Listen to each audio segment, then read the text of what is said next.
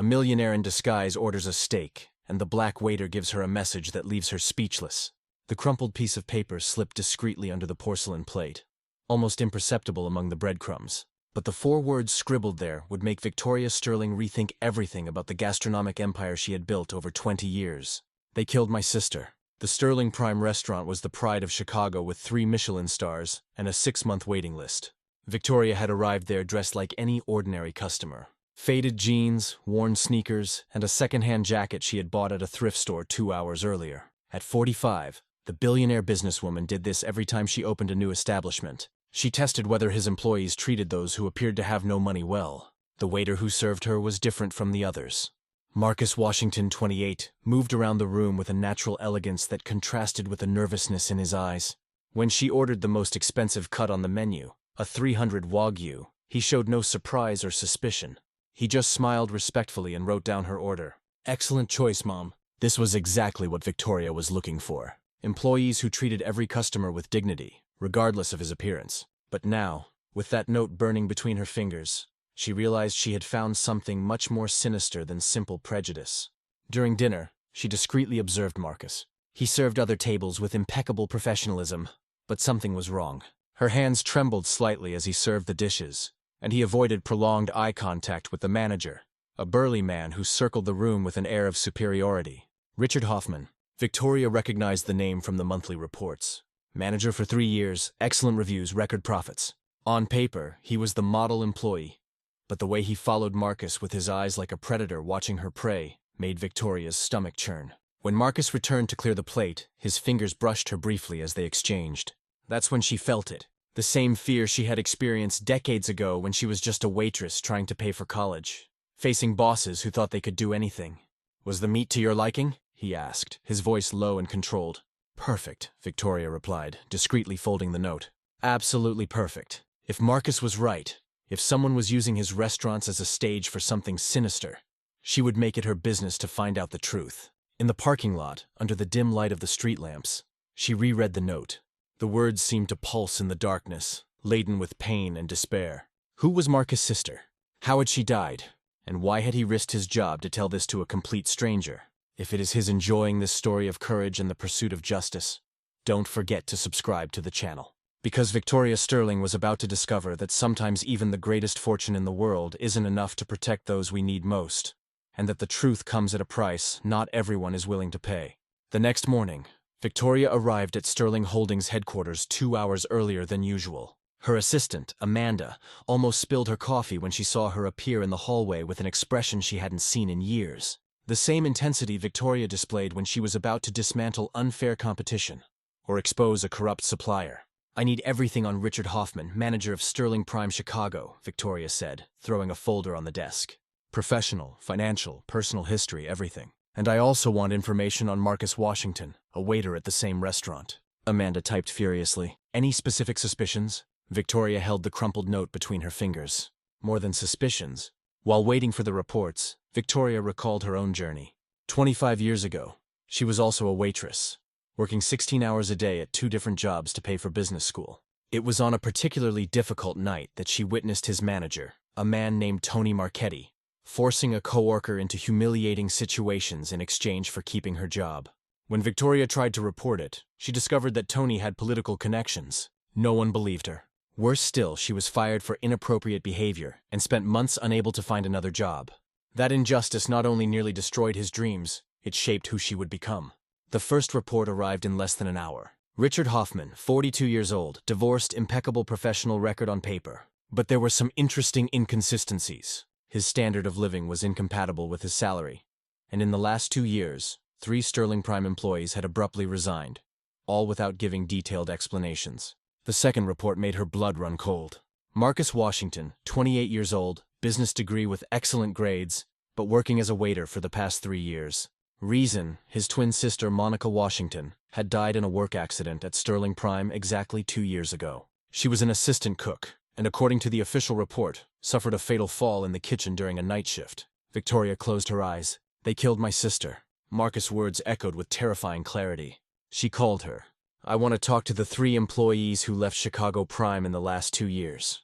Find them today." The first call was enlightening. Jennifer Martinez, a former hostess, agreed to talk after much hesitation. They met at a discreet cafe in the city center. "Miss Sterling," Jennifer began nervously, "I signed a confidentiality agreement when I left." "Forget the agreement," Victoria interrupted. "Tell me about Monica Washington." Jennifer swallowed hard. She was special, hardworking, honest. But she started asking inconvenient questions about certain practices in the kitchen. Hoffman didn't like that. What kind of questions? About ghost suppliers, invoices that didn't add up, ingredients of questionable quality being served as premium. Jennifer looked around nervously. Monica found out that Hoffman was embezzling money through fake suppliers and serving second-rate food at first-rate prices. Victoria felt anger rising, and then Hoffman threatened her. He said if she didn't stop asking questions, he'd find a way to get rid of her. Jennifer paused, her eyes watering. A week later, Monica was dead. Accident. Jennifer laughed bitterly. Monica was the most careful person I knew. She had a phobia of slipping. She always wore special non-slip shoes, never ran in the kitchen.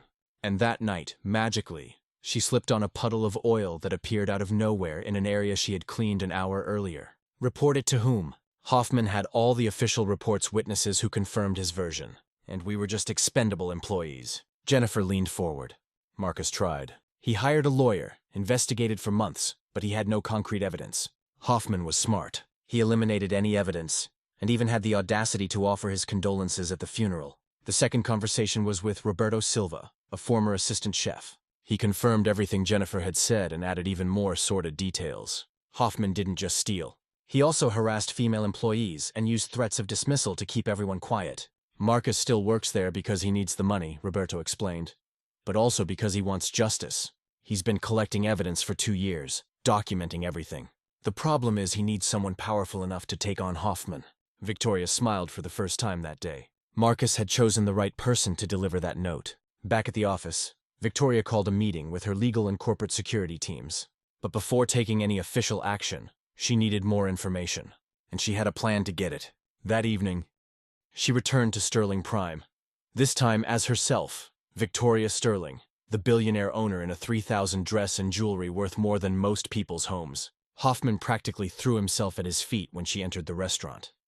"Mrs. Sterling, what an unexpected honor," he exclaimed, sweating nervously. "If we had known you were coming, we would have prepared a proper reception." Victoria smiled coldly. "Don't worry, Richard. I'm a simple person. I just want to have dinner and watch how his employees work." Her voice carried a tone that made Hoffman swallow hard. During dinner, she watched Marcus. He recognized her immediately. Their eyes met for a split second, and she saw both relief and expectation in his gaze. He knew she had gotten the message. He knew she was there for a reason. Hoffman, on the other hand, was visibly nervous, circling the restaurant like a cornered predator.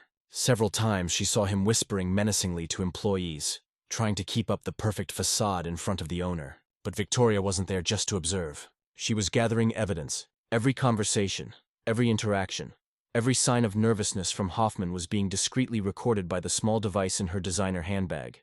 When she asked to speak privately with some employees to assess staff satisfaction, Hoffman couldn't refuse without raising suspicion. One by one she spoke with waiters, cooks, and hostesses, all conversations that Hoffman couldn't hear. The picture that emerged was of a man who had turned his restaurant into a personal empire of corruption and intimidation. But Victoria Sterling hadn't built a billion-dollar empire by being impulsive. She knew Hoffman was smart and dangerous. Any false move could result in evidence being destroyed or worse, more accidents. As she was getting ready to leave, Victoria stopped at the table where Marcus was organizing some plates. "Excellent service tonight," she said, loud enough for Hoffman to hear. Then, lowering her voice so only Marcus could hear, she added, "Justice may be slow, but it always comes." Marcus nodded almost imperceptibly. It was as Victoria was walking toward the exit that she noticed Hoffman watching the interaction with predatory eyes. Something in his expression changed, a mixture of suspicion and anger that sent his survival instincts into high alert. In the parking lot, as she got into his car, Victoria noticed a black SUV that hadn't been there when she arrived. The windows were completely dark, making it impossible to see who was inside. When she pulled out of the parking lot, the SUV followed her. For 3 blocks, the vehicle maintained a constant distance. Victoria, who hadn't arrived there by being naive, made several unnecessary route changes. The SUV followed her on all of them. Hoffman was feeling threatened, and dangerous men who feel threatened do desperate things. Victoria knew she had crossed an invisible line tonight. From now on, she wasn't just investigating a corrupt employee. She was entering a war against someone who had already killed once to protect his secrets. As she finally managed to lose the SUV through a series of maneuvers on busy streets, Victoria smiled for the second time that day. This time, it wasn't a cold or calculating smile. It was the smile of a woman who had found an adversary worthy of her. What Hoffman didn't know was that Victoria Sterling had learned long ago that the most dangerous predators are those who know how to disguise themselves as prey when necessary. And now that she knew exactly who she was dealing with, the real hunt could begin. Marcus had planted a seed of justice with that desperate note. But seeds need fertile soil to grow, and few things are more fertile than the controlled fury of a powerful woman who has been underestimated once in her life and vowed never to let it happen again. The next morning, Victoria awoke with the determination of someone who had found his purpose. By 5:00 a.m., she was on the phone with Daniel Rodriguez, Chicago's best private investigator, known for dismantling complex corporate schemes. "I need you for a special operation," Victoria said, sending a transfer of $5,000 as she spoke. "Covert, urgent, and with consequences that could take down a dangerous criminal." Daniel laughed on the other end of the line. "Sterling, you're speaking my language." Meanwhile, Marcus arrived at Sterling Prime for another shift, unaware that her life was about to change dramatically. Hoffman intercepted him at the employee entrance, his face a mask of barely contained rage. "Vance," he growled, using only his last name as a form of dehumanization. "My office." Now in the office, Hoffman slammed the door shut with excessive force. "Last night, our landlord paid a surprise visit. Very interesting how she paid special attention to you." Marcus kept his face impassive. "I was just doing my job, sir." "Your job, her." Hoffman leaned across the desk. "Your job is to serve plates and collect tips. It's not to exchange meaningful glances with billionaires." He paused, his eyes narrowing. "Unless you're doing something you shouldn't be doing." "I don't know what you're talking about," Marcus replied calmly. But internally, he felt the weight of the threat. Hoffman smiled coldly. "Of course you don't. Just like you didn't know his dear sister was where she shouldn't have been that night." The words hit Marcus like a punch in the stomach. Accidents happen to people who don't know their place. At that moment, Marcus realized that Hoffman hadn't just killed Monica. He was threatening to do the same to he. Across town, Victoria was gathering an arsenal of allies Hoffman could never have imagined. In addition to Daniel Rodriguez, she had contacted Jennifer Walsh, a federal prosecutor specializing in corporate crime, and Sarah Chun, an investigative journalist at the Chicago Tribune, who had won a Pulitzer for exposing corporate corruption. "What we have so far suggests a pattern," Jennifer explained during the meeting at Victoria's office. "If we can prove that Monica Washington's death was not an accident, we can charge Hoffman with murder in addition to the financial crimes." Sarah leafed through the evidence Daniel had collected. 3 employees who left abruptly. A suspicious death, embezzlement. This is material for a full investigative series. Victoria smiled. Hoffman thinks he's dealing with a spoiled businesswoman who will disappear when the going gets tough. He has no idea who he really is. The plan Victoria devised was multifaceted and ruthless. While Daniel installed discreet surveillance equipment in the restaurant, Jennifer prepared search and seizure warrants. Sarah began investigating Hoffman's connections to fraudulent suppliers and possible links to organized crime. But the most crucial element of the plan depended on Marcus. Victoria needed his cooperation, and that meant taking a huge risk. That afternoon, Victoria returned to Sterling Prime, this time disguised once again as a regular customer. She specifically asked to be seated by Marcus, ignoring the hostess's polite protests about other waiters available. When Marcus approached the table, Victoria spoke quietly without looking directly at him. "I know what Hoffman did to Monica. I know he's threatening you, and I know he has evidence." Marcus almost dropped the order pad. "Ma'am, tomorrow night after work, meet me in the parking lot alone." Victoria discreetly slipped a card under the wine list. It's time Monica got the justice she deserves. The card contained only a name, Daniel Rodriguez, corporate investigations, and a phone number. That night, Marcus dialed the number. Daniel answered on the first ring as if he had been waiting. "Marcus Washington, I presume," Daniel said. "Victoria Sterling told me about you, about Monica, and about the evidence you've gathered over the past 2 years." Marcus swallowed hard. "How does she know about Victoria Sterling didn't get where she is by being naive?" Daniel explained. "She knows courage when she sees it. The question is, are you ready to use this evidence?" Marcus thought of Monica, of all the nights he had spent documenting Hoffman's crimes, waiting for this moment. "I'm ready." "Then tomorrow we start the war," Daniel said. "But this time, you're not fighting alone." Meanwhile, Hoffman celebrated what he believed to be his final victory. He had managed to intimidate Marcus once again, and the spoiled billionaire had probably lost interest in playing detective. He had no idea that his every move was being monitored, every conversation recorded, every document photographed. Victoria Sterling had learned long ago that the most dangerous predators are those who underestimate their prey. Hoffman was about to discover that the quiet woman in simple clothes he had ignored was not just a powerful businesswoman. She was an unstoppable force when it came to protecting the innocent and punishing the guilty. In her arrogance, Hoffman made the fatal mistake that all intelligent criminals eventually make, believing they were smarter than everyone around them. But when you threaten someone a billionaire has decided to protect, you're no longer dealing with a frightened employee. You're facing an entire empire dedicated to your destruction. What Hoffman didn't know was that while he slept peacefully, believing he had the situation under control, the net was closing in on his surroundings. And when the sun rose, he would discover that underestimating Victoria Sterling was the last mistake he would ever make as a free man. On Thursday morning, Richard Hoffman arrived at Sterling Prime as he always did, 45 minutes early, checking every detail of the restaurant like a general inspecting her troops. But something was different. There was a tension in the air he couldn't quite place, as if an invisible storm was brewing. The first sign that something was wrong came when his assistant, Paul, approached him with a worried expression.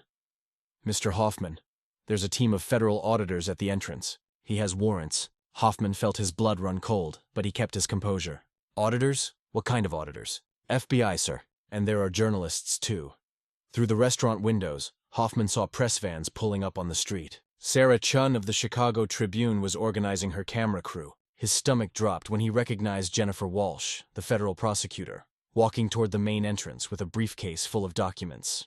That's when he saw Victoria Sterling stepping out of a black sedan, no longer disguised as an ordinary customer, but dressed like the billionaire she really was. Beside her, Marcus Washington walked with a dignity Hoffman had never seen before, no longer the intimidated waiter, but a man who carried the truth like a weapon.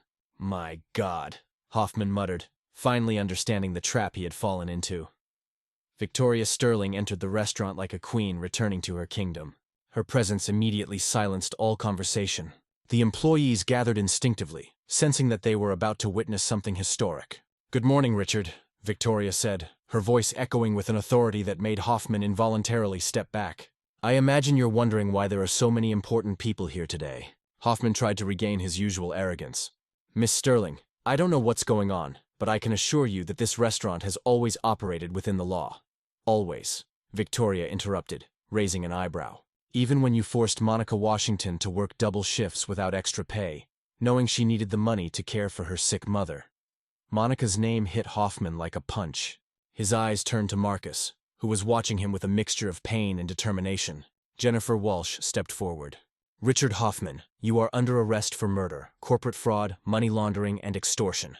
She gave a signal, and 2 federal agents approached with handcuffs. "This is ridiculous," Hoffman exploded, but her voice betrayed his growing desperation. "You can't prove anything." Victoria smiled coldly. "Actually, Daniel Rodriguez emerged from the back of the restaurant carrying several boxes of evidence. Over the last 24 hours, our team has gathered enough evidence to keep you in prison for the next 30 years, he announced calmly. Sarah Chun turned on her cameras documenting every second of Hoffman's downfall. "Here we have recordings of the conversations in which you threatened Marcus Washington using the memory of his dead sister as a weapon," she said, playing the audio on portable speakers. Hoffman's voice echoed through the restaurant. "Accidents happen to people who don't know how to stay in their place, just like her dear sister." The employees recoiled in horror. Many had known Monica, remembered her kindness, how she always helped her younger colleagues. Jennifer Walsh continued presenting the evidence. "We also have bank records showing how you embezzled over $800,000 through shell suppliers." She displayed detailed statements. "And here are the fraudulent invoices you forced Marcus to sign, using the fabricated debt as blackmail."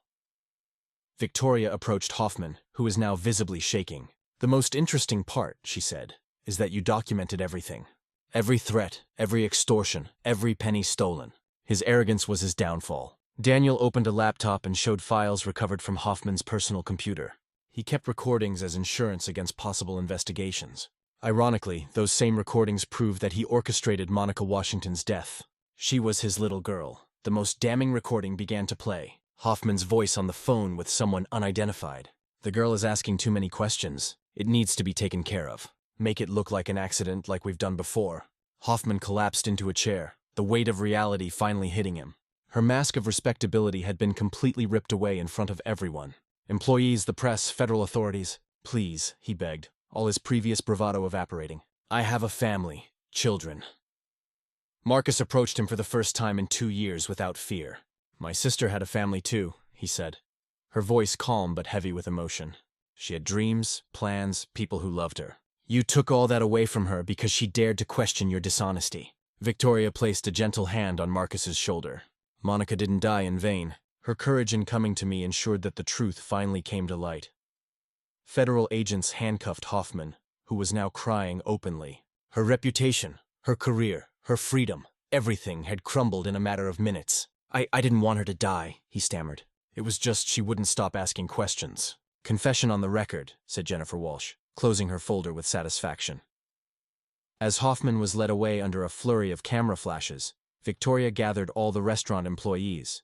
Starting today, this establishment will be completely revamped, not just physically, but culturally.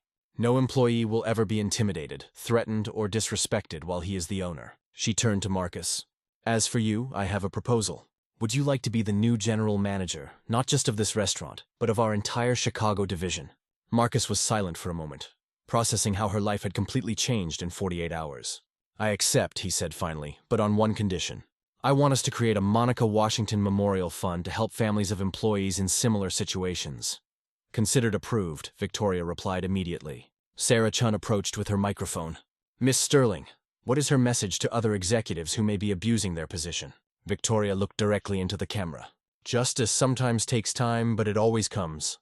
And when you least expect it, that person you underestimated, humiliated, or hurt may be in a position to show you who really has the power. As the sirens drove Hoffman away to his new reality behind bars, Victoria realized she had found something more valuable than any profit. The certainty that his empire was built on real values protected by courageous people like Marcus, who refused to accept injustice. What no one could have predicted was how this story of courage and justice would transform not only the lives of those involved, but inspire a complete revolution in the way companies treat his employees, proving that sometimes true leadership is born not in boardrooms, but in the hearts of those who dare to confront power with the truth.